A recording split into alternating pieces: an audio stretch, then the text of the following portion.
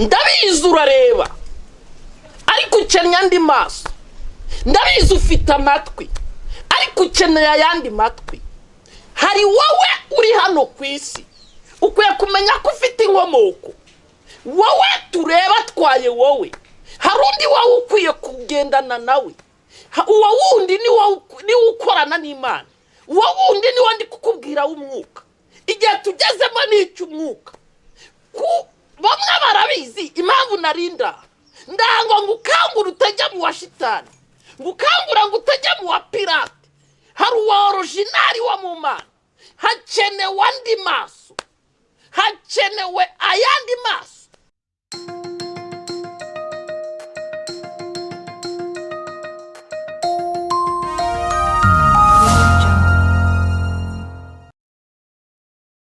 Twongeye kubasuza mu izina rya Data wa twese n'iry'Umwana n'iry'Umwuka Wera. Nkuko bisanzwe nge muri kumva kuri mikoro y'Iyobokamana TV ni Dusenge Jean Dodier, ndiri guri representative wa The Holy Israel Church, itorero ryera rya Israel, rikaba ari itorero rikorera ahangaha i Nyamirambo. Izina ry'Uwiteka rihabwa icyubahiro.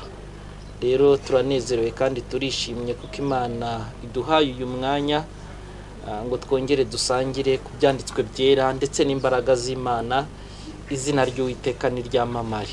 Uko mubizi mu minsi yashize twaganiraga ku bigendanye na deliverance, bigendanye no kubohoka. Niyo magambo twari turi kuvugaho, turi gusobanura hejuru y'ikigendanye no kubohoka cyangwa na deliverance, aho twari turi kuvuga ubundi deliverance ni iki. Ku bazabishaka bazabisangaho deliverance ni iki, ubundi se deliverance ikorwa ite, nicyo cyari igice cya kabiri. Ubundi ikorwa nabande kandi bisabye iki. Ibyo byose biherereye aho ngaho. Igice cya mbere cyavugaga icyo deliverance ari cyo, aho twari turi gusobanura. Nzi neza yuko mwasobanukiwe nyirizina ibigendanye nayo. Igice cya kabiri cyari kiri kwibaza ngo mbese ikorwa ite. Mu gice cya kabiri harimo bigendanye n'ibice bitanu cyangwa imfunguzo 5 umuntu yitaho akora deliverance, ndetse n'ibice 4 imfunguzo enye nanone zisabwa kugira ngo habeho kuboka. Ibyo byose biri mu gice cya kabiri. Igice cya nyuma, uyu muntu ukora deliverance ninde, nicyo gice twari turi kuvugaho, ari nacyo twasorejeho. Izina ry'Uwiteka rihabwa icyubahiro. Ntekereza yuko ni inyigisho mwakurikiye muri benshi kandi nta bibazo byinshi byigeze bivukamo. Ni nayo mpamvu buri byabashije kuvukamo mwagiye muca inyuma mukampamagara tugasobanura. Byagenze neza. Izina ry'Uwiteka rihabwa icyubahiro bitewe nuko byari gahunda igendanye n'umwuka. Rero uyu munsi mfite ijambo ry'Imana nshaka gusangira namwe rivuga yuko ukeneye andi maso. Hari andi maso akenewe mu byo ushaka gukora, mu byo ushaka kugeraho, hari andi maso akenewe. Niryo jambo rero ngiye kuganiraho namwe. Iminota itaza kuba myinshi cyane ariko ndabizi neza rirakugwa neza. Ni ijambo rigusobanurira yuko hari andi maso akenewe mu mibereho y'ubuzima bwawe. Ndabizi urareba, nta kibazo cyo kubona mu buzima busanzwe wenda waba ufite, ariko hari ayandi maso akenewe mu mibereho y'ubuzima bwawe. Hakenewe andi maso kandi ndahendahenda Imana ngo tujye kurangiza kuvuga iri jambo ry'isumba byose, imbaraga z'isumba byose zabikumenyesheje kandi wanayakiriye kugira ngo izina ry'Uwiteka ryamamare. Hakenewe andi maso rero muri iyi si y'ibigaragara. Ufite ayo ukoresha, ariko hari andi maso akenewe atari amaso ya rusange, atari amaso nk'aya ngaya ubona mfite aha ngaha, amaso y'umutima, amaso yo mu mwuka. Hari andi maso akenewe mu mibereho y'ubuzima bwawe bwa buri munsi. Rero muranyemerera mbanze nsome ibyanditswe byera bitandukanye. Ndagerageza kubisoma, nindangiza nze kuganira namwe nabashije kubanza kubisoma kugira ngo bize kugenda neza. Turi busoma amagambo y'Imana aboneka mu butumwa bwiza uko bwanditswe na Yohana. Turi busoma igice cyaho ni icya 4. Yohana igice ubutumwa bwiza uko bwanditswe na Yohana igice ni icya 4. Ndi buhere ku murongo wa 23, ndasoma 23 some na 24 honyine. Izina ry'Uwiteka rihabwa icyubahiro. Haranditse ngo ariko igihe kiraje ndetse kirasohoye ubwo abasenga by'ukuri basenga data mu mwuka no mu kuri, kuko data ashaka ko bene abo aribo bamusenga. Imana ni umwuka, n'abayisenga bakwiye kuyisengera mu mwuka no mu kuri. Ndasubiramo, ariko igihe kiraje ndetse kirasohoye ubwo abasenga by'ukuri basengera data mu mwuka no mu kuri, kuko data ashaka ko bene abo aribo bamusenga. Imana ni umwuka, n'abayisenga bakwiye kuyisengera mu mwuka no mu kuri. Ayo niyo magambo nshaka ko tuza kuganiraho. Twongereho amagambo aboneka mu gitabo cya kabiri, igitabo cya kabiri cy'Abami, igice cya 6. Ndi buhere wenda munyemerere wenda mbe mpereye ku murongo wa 11 kugira ngo bize kumvikana. Ibyo bituma umwami w'Isiri yahagarika umutima cyane, ahamagaza abagaragu be arababaza ati, mbese ntimwambwira umuntu wacu wifatanyije n'umwami w'Abisiraheli? Umwe mu bagaragu be aramubwira ati, oya nyagasani mwami, ahubwo Elisa umuhanuzi wo muri Isiraheli niwe ubwira umwami w'Abisiraheli amagambo avugirwa mu murere. Arababwira ati, nimugende murebe aho ari, ntume abo kumufata. Baramubwira bati ari i Dotani. Aherako yohereza amafarashi n'amagare n'ingabo nyinshi, bagenda ijoro ryose bagota uwo mudugudu. Maze umugaragu w'uwo muntu w'Imana azindutse kare mu gitondo, arasohoka abona ingabo n'amafarashi n'amagare bigose uwo mudugudu. Umugaragu abwira shebuja ati, biracitse databuja, turagira dute? 16. Aramusubiza ati, witinya, kuko abo turi kumwe ari benshi kuruta abari kumwe nabo. Nuko Elisa arasenga ati, Uwiteka ndakwinginze, humura amaso arebe. Humura amaso arebe.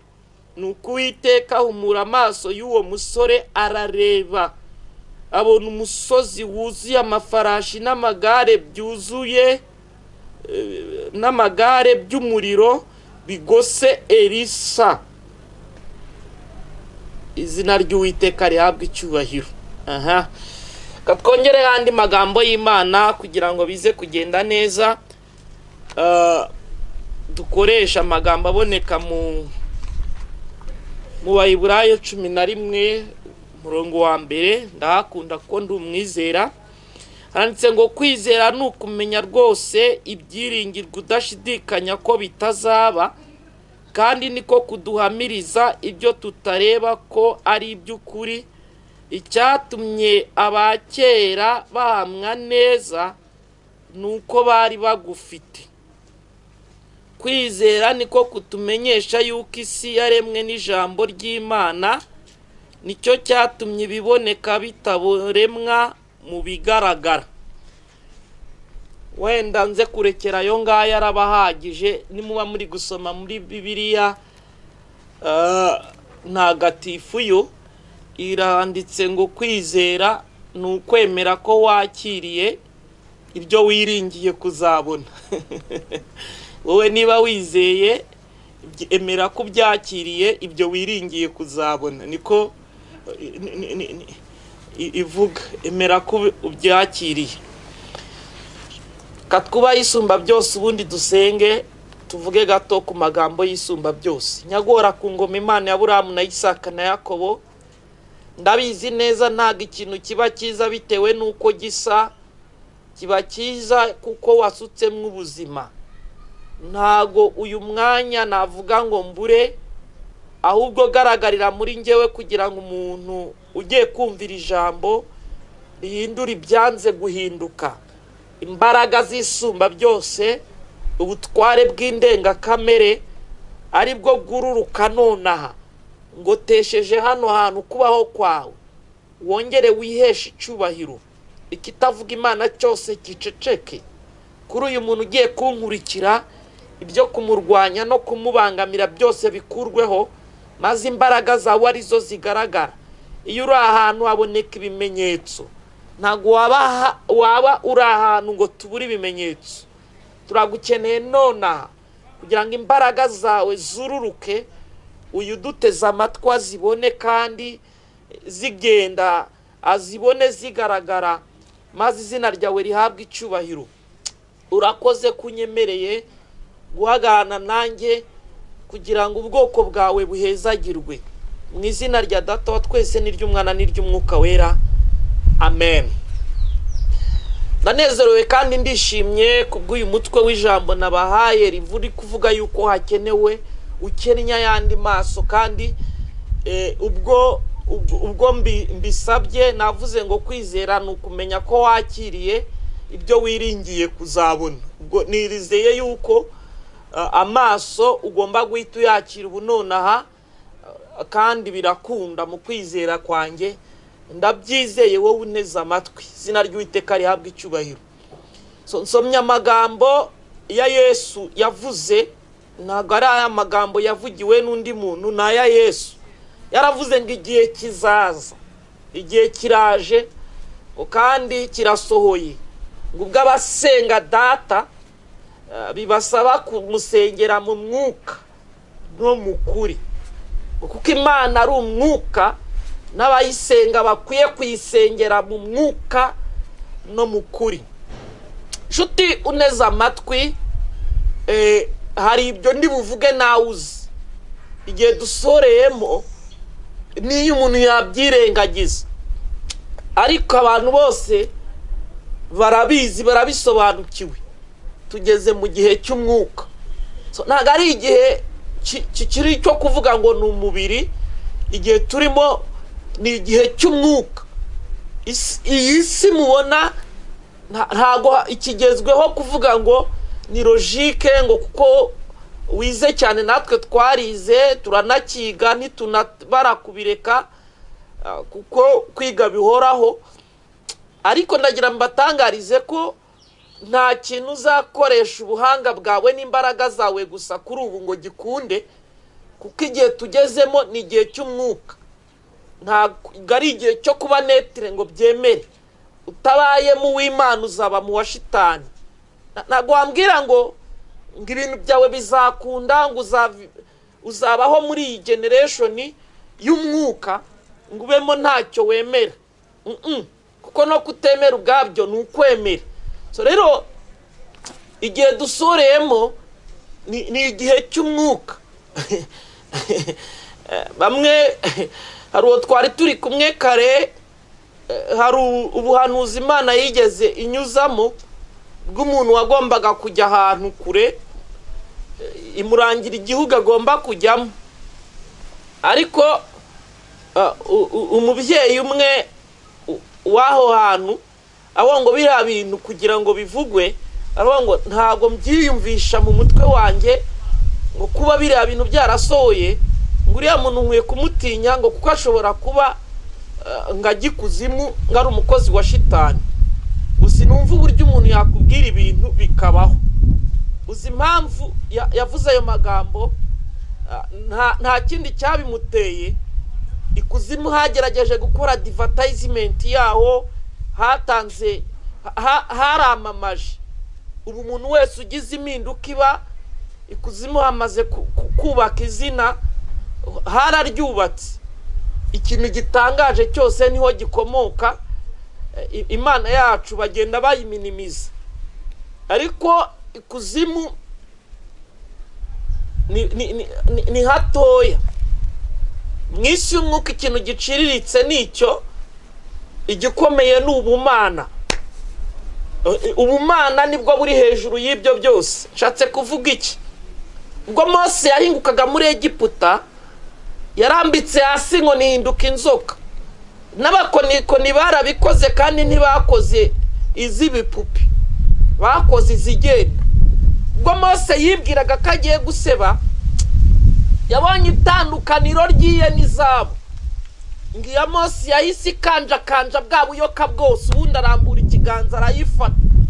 Cyari ikimenyetso nubwo hariho izindi mbaraga, k'imbaraga zirya izindi ari iz'Imana twiringiye. Izina ry'Uwiteka nirihabwe icyubahiro. Rero mu magambo make, igihe tugezemo ni igihe cy'umwuka. Ikipe zikomeye mu rwego rw'isi ntizigira isoni zo kuvuga iby'umupfumu wazo yazibwiye. Barabizi ko gukora anterinoma gusa bidahagije. Bamwe mu nkurikiye, we wagize umugisha wo kunkurikira, nuko ufite capacité cyangwa ubushobozi bwo kugira izindi filime ureba. Muri filime zibasha gutambuka, bagerageza kwerekana ko nta muntu ukikora ikintu kidasanzwe hatabayeho empowerment, adafite ikindi kintu cyamushyigikiye. So n'abankurikiye ikibara kizi bo dukorera ku musozi umwe. N'uyu murimo w'Imana mubona duhagazemo, igihe cyarabaye abantu bakabivanga, ariko muri uyu murimo w'Imana naho ubu byarahindutse, nabo benshi barabizi. Turi mu gihe cy'umwuka. Nagaro kuvuga ngo ufite kashi, si ukuvuga ngo bimeze gute. Igihe turimo ni icy'umwuka. Niyo mpamvu n'abari kuri uyu musozi, aho bazava bakagera bakananirwa kuba mu w'Imana, bazaba mu wa shitani. Kuko ntago bizakunda ko umuntu aba netre, kuko igihe cyo kiragutegeka. Igihe cyo kikoriyanti kigomba kuba. Ubu turi mu gihe cy'umwuka, ku muntu abishaka atabishaka. Wa mukobwa we wa mukobwa we na wa mubyeyi we, ntago gutunga umugabo ubari iki, ntago ari uko wabusa neza ngo uvuge ngo urubatse urugo ruzakunda. Hakeneramo intervention y'umwuka, hakeneramo uruhare rw'umwuka. Ntago ari ukuvuga ngo uzi gutanga keya, ntago ari oya. Ubu ibintu byarahindutse. Igihe turimo ni icy'umwuka. Gushaka umugore mugasazana hatabonetsemo intervention y'umwuka ntibyakunda.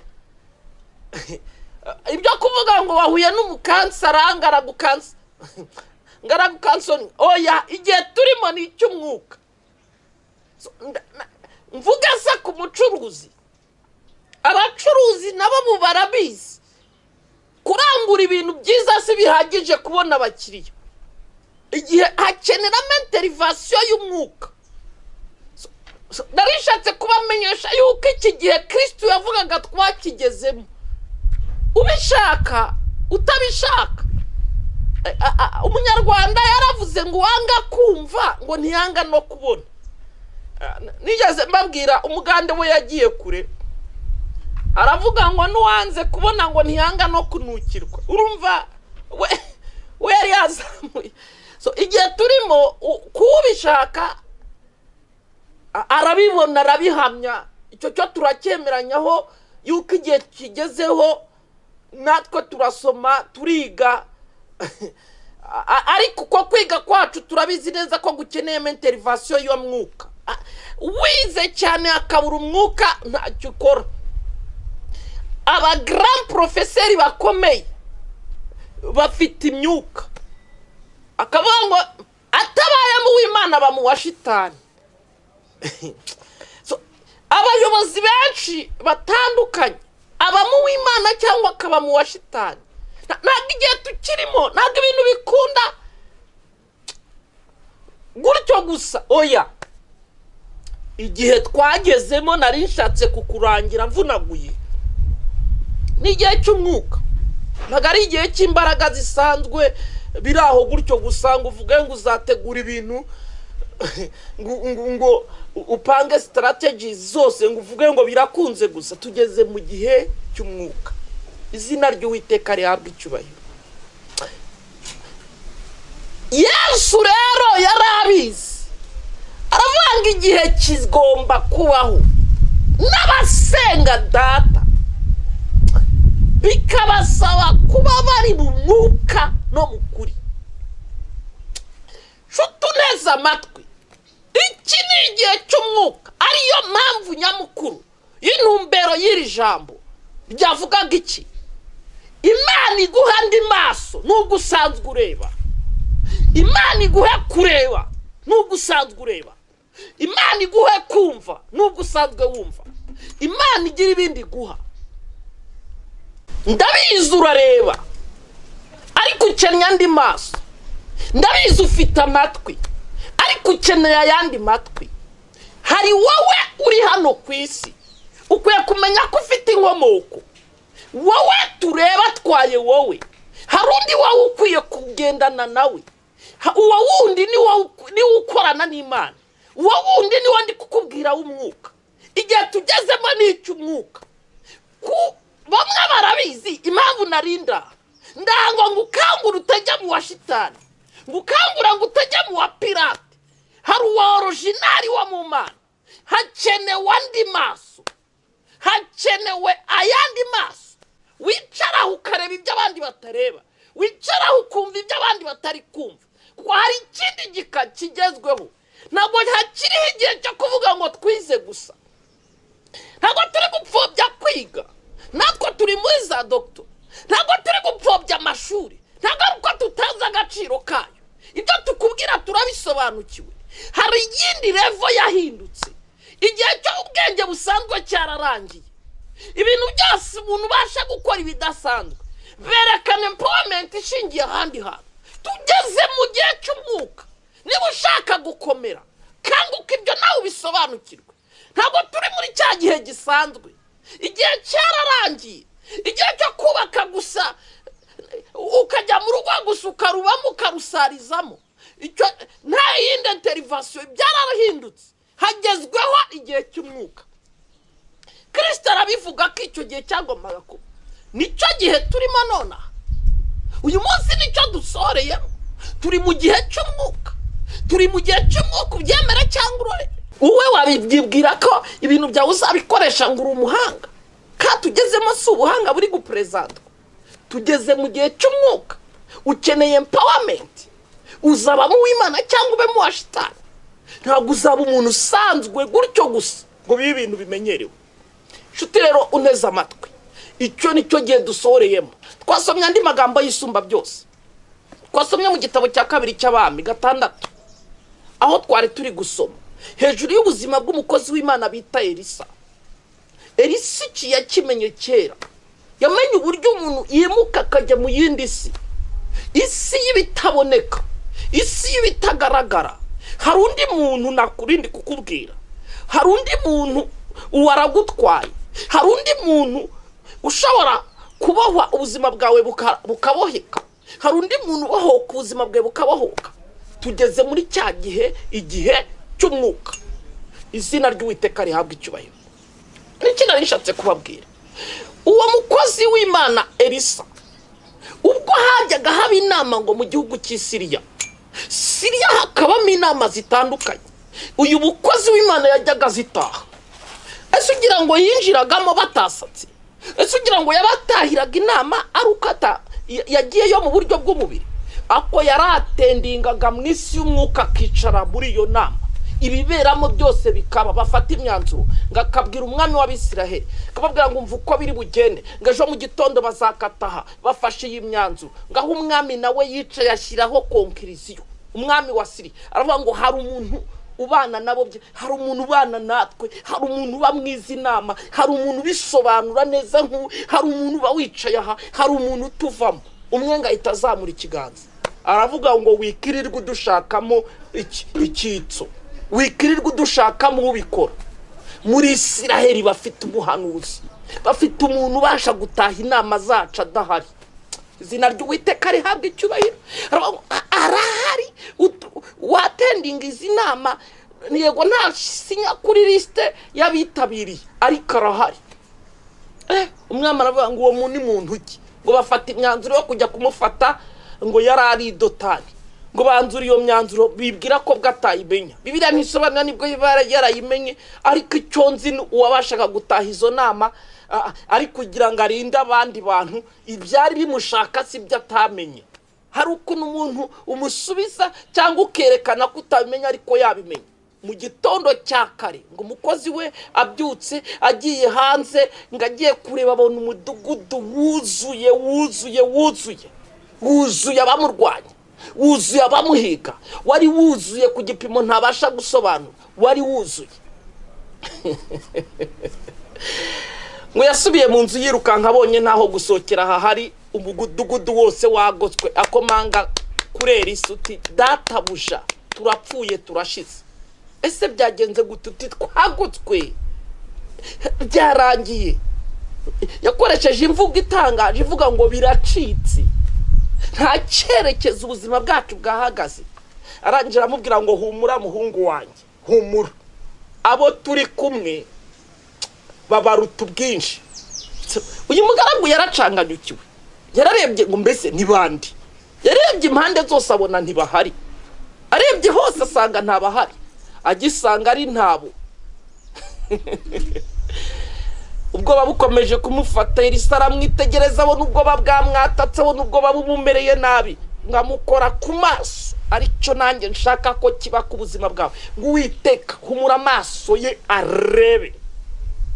Nanjye reka mvugira ijambo muri uyu mwanya ndi kubwiriza, muri uyu mwanya ndi gutangaza, Uwiteka guhumura amaso urebe, umenye ibikugota, umenye ibikwiyoberanyaho, umenye ibisenya ingo, umenye ibisenya umurimo, umenye aho byinjirira. Imana iguhumura, harandi maso ukeneye, Imana iguhumura ayo maso urebe. Ndinginga isumba byose, Imana iguhumura amaso urebe, ndayihenda Imana niguhumura amaso urebe. Ngagisenge iryo sengesho ngarahumuka, ngabona ingabo n'amafarashi n'imiriro, ngasanga ubwoba burashira. Hari ibintu biguteye ubwoba bikomeye cyane, hari ibintu biguhahamuye, ariko Uwiteka naguhumura amaso urebe. Ijambo rivuga ngo nsatanga ingabo nyinshi zipfe ku bwawe. Uwiteka naguhumura amaso urebe.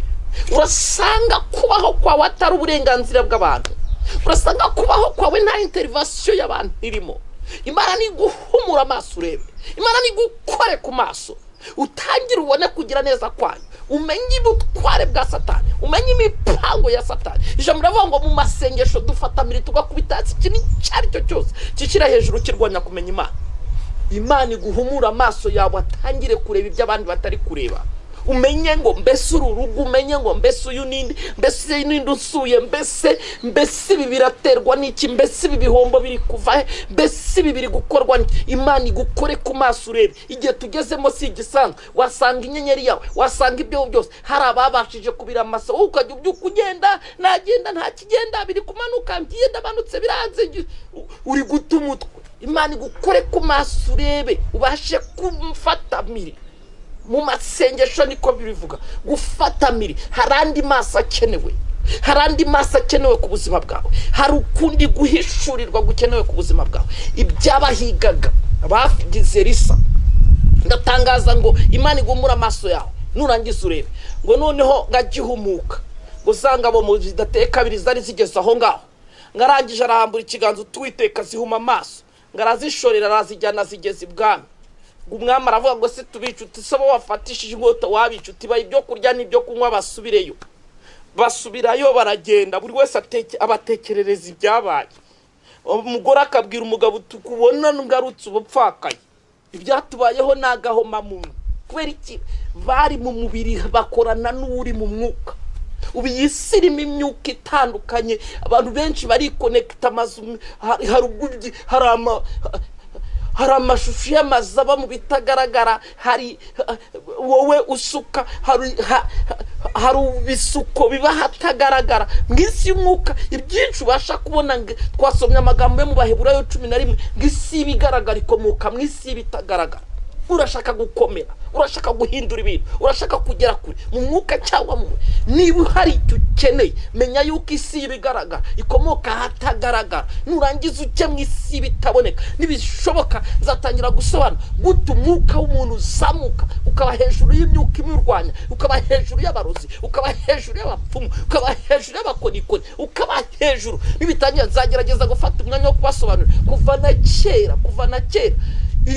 Isi y'umwuka ni isi ifite ubuzima, ni isi no muri filozofi hari icyo bita monde des idées na monde réel. Isi y'ibigaragara ikomoka mu isi bitagaragara.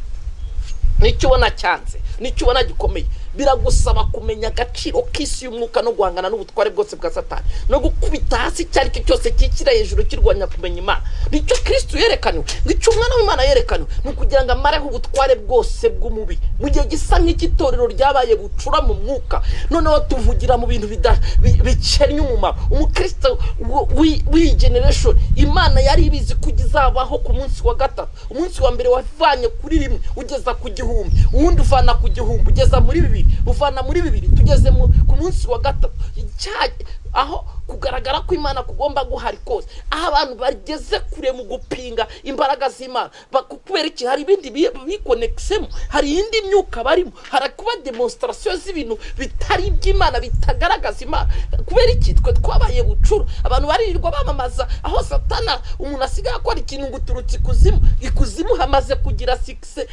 Reka mbasasira inzobe. Paulo yavuze hejuru y'ijuru rya gatatu, nta munsi n'umwe rya kabiri rizigera rigira agaciro kuruta irya gatatu. Mu gitabo cya kabiri urwa kabiri rw'Abami 12 igihe kizaza aho yari gusobanura hejuru y'ijuru rya gatatu ngo nzi umuntu wo muri Kristo Yesu wazamuwe akajya mu rya gatatu, akajya hejuru y'ibyo ubona hari ibirenzi by'abantu bare birenzi ibyo ngibyo. Hari imbaraga zigomba kurya izindi imbaraga, hari ubutware bugomba kurya ubundi butware. Niki kigiye gutuma bakozi b'Imana mu nteze amatwi batandukanye? Igihe kirageze ngo twerekane Imana imbona nkubone, twebwe tugure Kristo uri muri twagaragara, twebwe turangire Kristo uri muri twebwe agaragara. Aho dukwiye gukora ntitugereranywe n'ababoyi ba Shitani n'abakozi ba Shitani. Ariko igitangaje, Satani yubatse izina n'abashinzwe kumurwanya bageze ku rwego bari kugifita utuntu bari kwambariraho, abandi bakagira utuntu bisiga mu ntoki bagiye kuvuga Imana, bagiye kuvuga imbaraga z'Imana, bakavuga iz'Imana bakakoresha za Satani. Hoya,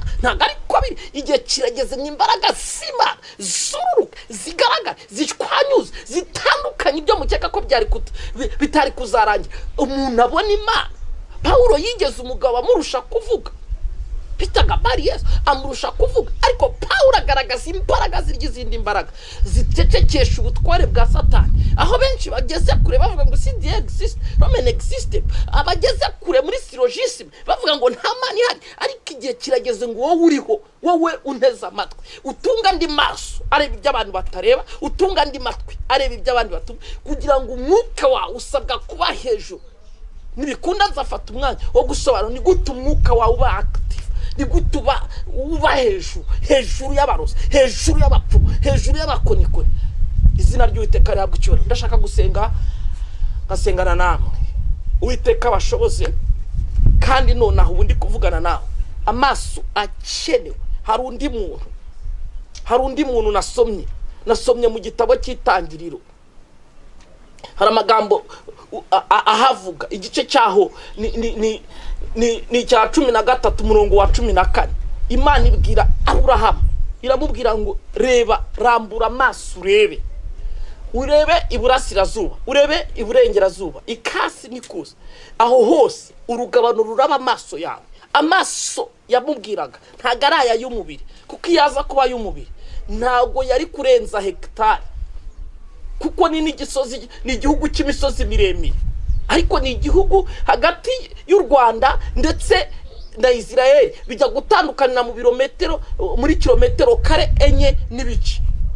Nicyo nshatse kugira ngo nkubwire, ndagira ngo ngutangarize ikintu gikomeye. Ntago ari aya maso yamubwiraga ngo arambura arebe, kuko ayagira hagarukira, ayafite ibyo areba akahahamura, ayafite ibyo areba akagutera ubwoba. Ariko harandi maso akenewe ku buzima bwawe, atwanyaguza imbaraga z'abarozi. Ubudayimoni burahaguruka bugatigisa umwana wawe ugahahamuka. No, harandi maso atwanyuza ubwo butware. Hari izindi imbaraga z'izindi imbaraga, hari ubundi butware bugomba kurya ubwo butware. Hari imbaraga z'indengakamere zikenewe mu buzima bwawe. Ayo maso ndayatura, aya Aburahamu yari afite, adatangirwa n'imisozi, adatangirwa n'ibyo abantu bavuga, adatangirwa na miri, adatangirwa na karande ziwacu, adatangirwa. Izo mbaraga z'indengakamere zisohorere ku buzima bwawe. Ubwo butsinzi bw'indengakamere nibube ku buzima bwawe. Ndatura inkomezi, ndatura ubutsinzi mu izina rya Data twese n'iry'Umwana n'iry'Umwuka we. Reka twubahe isumba byose dusenga, ariko ndahenda Imana habeho kumva mu bundi buryo. Amaso yawe natangire kureba, maso yawe atangire kureba, arebe n'iki satani yaribase, nurangiza umwimure mu buzima bwawe. Kubaho kw'indenga kamere, imbaraga z'Imana, imbaraga zisumba byose zigaragare mu mibereho y'ubuzima bwawe bwa buri munsi. Nyagora ku ngoma Imana ya Aburahamu na Isaka na Yakobo, ndanezerewe nonaha, narindi gusobanura imbaraga zawe. Ndarivuza ijambo rye rivuga ko uzabiherekeresha ibimenyetso n'ibitangaza. Herekeresha ijambo rye ibimenyetso n'ibitangaza, herekeresha ijambo rye ibimenyetso n'ibitangaza. Ndabohora ubuzima bwe, ndabohora ubugingo bwe, ubu bugingo bwaboshywe bwagiye bufatwa ngo umuntu ntiyumve, ngo umuntu ntasobanukirwe, igihe ubutwari bwose bw'ikuzimu, imbaraga zose z'ikuzimu, inyubako z'ikuzimu, ibyo satani yasabuye byose, ibyo yamamaje byose bigatuma izina ry'Uwiteka ritamenyekana. Ndarekura imbaraga kuri uyu muntu wakumenye, azigaragaze mu muryango arimo, azigaragaza ahari. Twarakubonye uhindura ibintu, twarakubonye zirekuza abo zanze ko batabyara barabyara, twarakubonye zivuga ngo aba ntibareba barareba. Turabagabo bo kubihamya, izo mbaraga twarazibonye. Ihesha icyubahiro, wigaragaze, uyerekane mu izina rya Data wa twese n'iry'Umwana n'iry'Umwuka we, amen. Kuba kw'Imana ni kuba twikira, nabizi neza bashaka kuzigaragaza. Imana iriteguye kubashyigikira, Imana iriteguye guhagararana namwe, Imana iriteguye kwiheshereza icyubahiro muri mwebwe, mu miryango muvukamo. Bamwe bazaba bafite ibyo bemera, nawe ufite ibyo wemera, akaruta kandi kazakamira. Imbaraga z'Imana ntizizahwema guhagararana nawe. Nge mwari muri kumva nyine ni Kuradusenge Jean de Dieu, dirigori representative wa The Holy Israel Church. Telefoni ngendanwa ni 07 8 8 25 58 74.